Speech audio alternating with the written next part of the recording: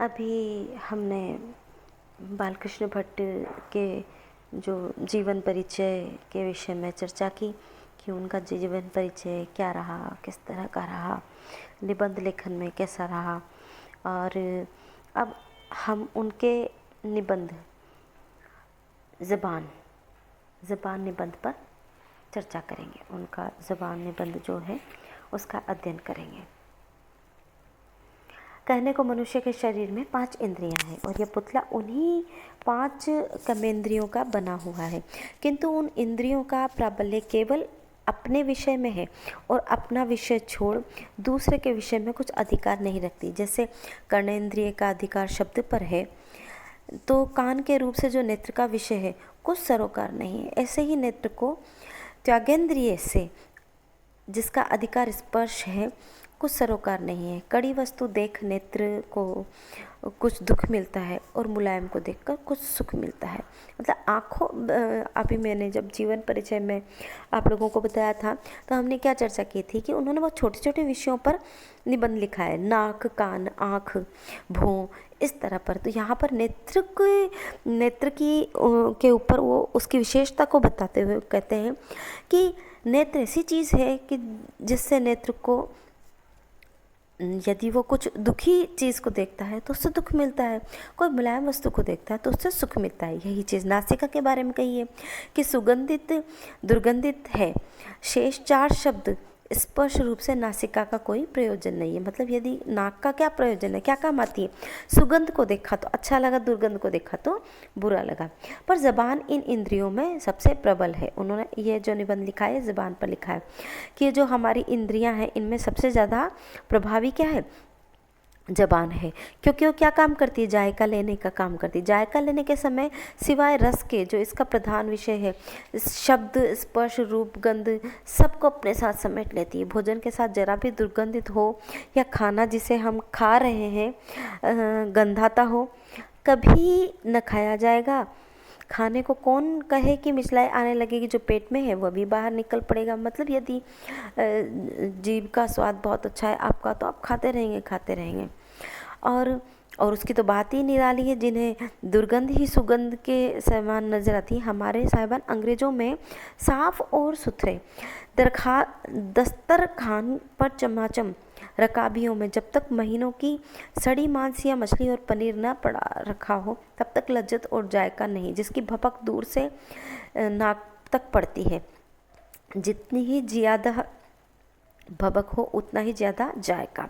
किंतु सफाई को इतना अधिक अधिकार दिया गया है कि होटली हिंदुस्तानी भाई भी उसी सफाई पर मोहित हो और साहबों को झूठी रकीबियों पर मक्खी सा टूटते दिखाई देते हैं।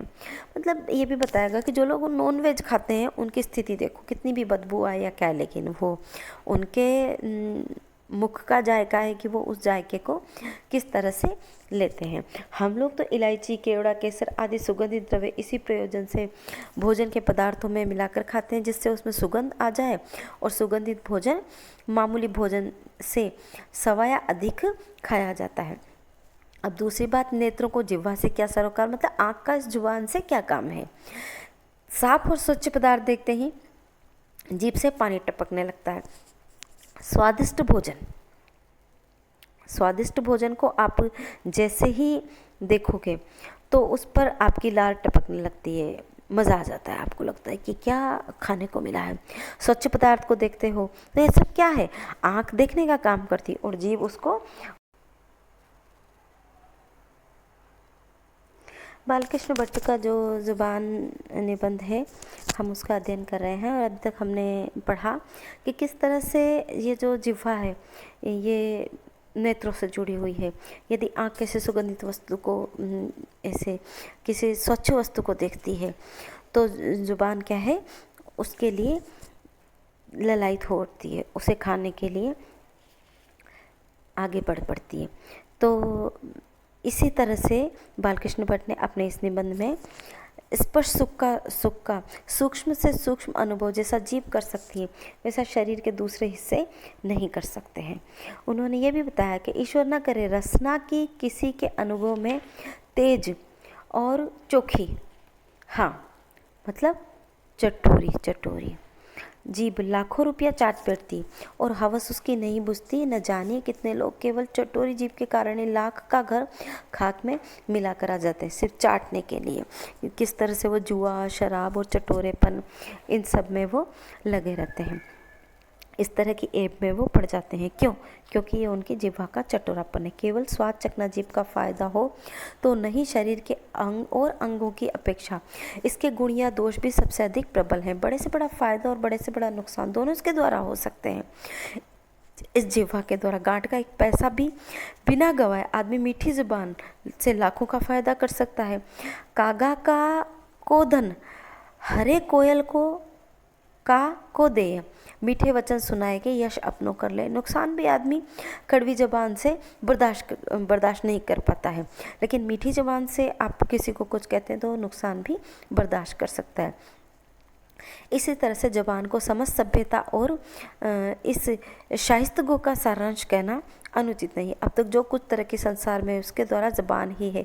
इंसान और हैवान में तो यही अंतर है कि जानवर हम लोगों की तरह अपने ख्याल जबान से नहीं कह सकते, अदा नहीं कर सकते। नहीं तो और सब इंद्रियों के लालन पालन में, आहार, निद्रा, भय, इन सब के द्वारा पशु और मनुष्य को समता होने में कौन अंतर बताकर दिखा सकता है।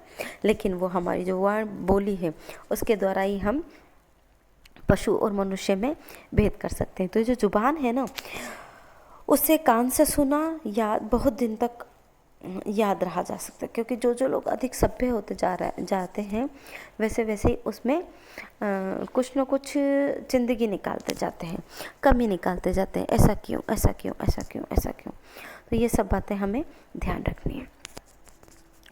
फिर अब हम आगे चलते हैं कि जीभ समाज को कहाँ तक लाभदायक होती, जो दिखला चुके। अब धर्म संबंध में जिह्वा पर लगाम लगाने के लिए कितनी आवश्यकता है सो दिखाते हैं। सच तो यह है कि जिह्वा पर बिना कोड़ा रखे धर्मनिष्ठों को धर्म धुरंधर बनने का दावा करना सर्वथा व्यर्थ है।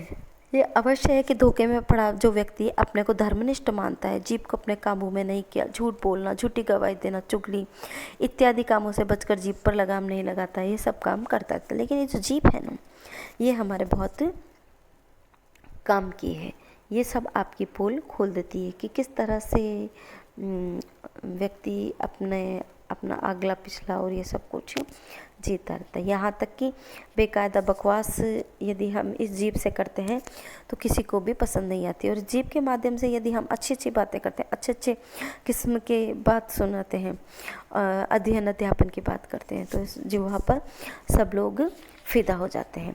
यही आज इस ज़ुबान निबंध का जो उद्देश्य है वो यही है कि ये भी एक हुनर है कि लोग ढंग से बात करते हैं तो उनकी सरासर मतलब किसी को ढंग से बात करनी आई तो यदि वो झूठ भी बोलेगा तो उसकी बात को लोग सच मान लेते हैं, और यदि किसी को ढंग से बात नहीं करनी आई है तो इस जिह्वा के माध्यम से किसी की सच बात को भी झूठ मान लिया जाता है। जैसे द्रौपदी ने यदि दुर्योधन को अंधे के अंधे होते हैं इस मर्मभेदी वाक्य को कह दिया था तो दुर्योधन को पांडवों से खार न पैदा हुई होती, और परिणाम में 18 अक्षणियों सेना काहे को कट मरती, जिसका धक्का तो पूरे हिंदुस्तान को लगा। तो ये वाणी का ही प्रभाव है कि इस तरह क्यों हुआ। और इसी तरह बालकृष्ण भट्ट इस जुबान निबंध में अपनी जिह्वा पर रोक लगाने की बात करते हैं कि आप जो भी कुछ बोलें बहुत सोच समझ कर बोलें। इस जिह्वा का बहुत मधुरता से, बहुत माधुर्य के साथ में मीठी बोली बोलकर और इसका सदुपयोग करें। धन्यवाद।